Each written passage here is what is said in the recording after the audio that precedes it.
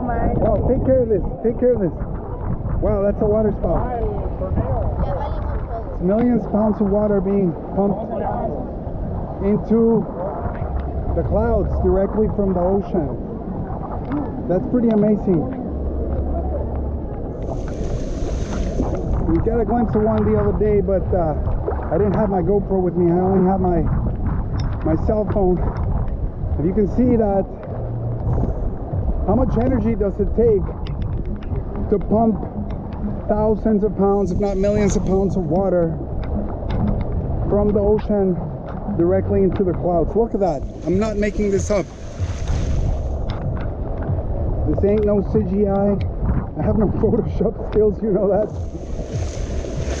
Look at that. You can see the bottom. There's a splash at the bottom. Can you see that? There's a splash where the water's being churned in the ocean and it's being pumped directly into the clouds. Oh, here's the bar. We might have to bump some other things there, but going back to business. Look at that. Isn't that amazing? That's freaking amazing. Are you watching this? I hope you can see it. It's a water tornado, a water spout, whatever you want to refer it to as. You can see there's actually some action there on the surface. There's a bunch of surf on the surface of the water. It's pretty crazy. And it's siphoning off the water into the cloud as if the cloud were feeding on the ocean. That's pretty wild. That's one of those things that if you don't see it, you couldn't believe it. With that type of power, that suction power, that thing could be lifting sea life, such as fish, up to the cloud. It's lifting water. Water's really heavy. I don't know if you've ever moved around buckets full of water. It's quite heavy.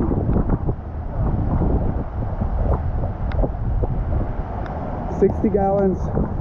Now imagine 500 gallons, 5,000 gallons, 1,000, 10,000 gallons, 100,000. How many gallons per minute do you think that thing is pumping? It's pretty crazy. So what creates it? Well, we know ultimately God, but what's the mechanism that he uses for that? That's pretty wild.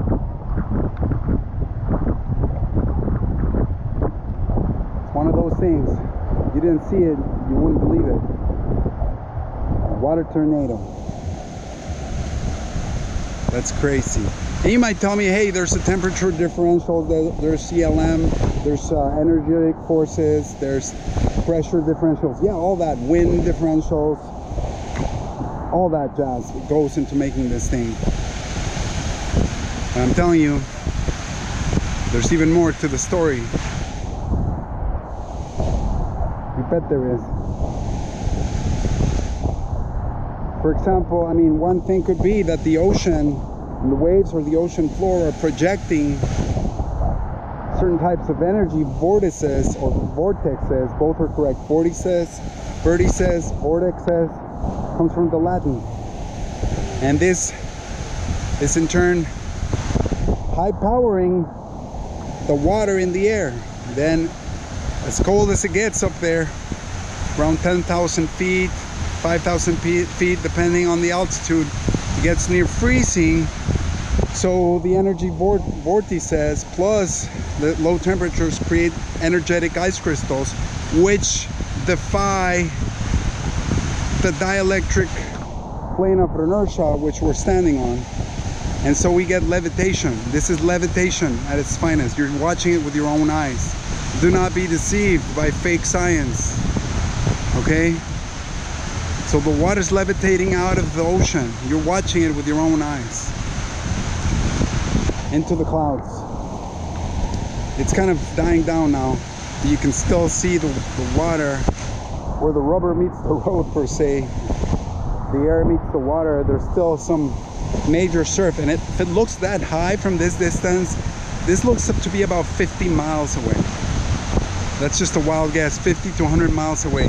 That surf is probably over 30 feet high, 30 to 100 feet high.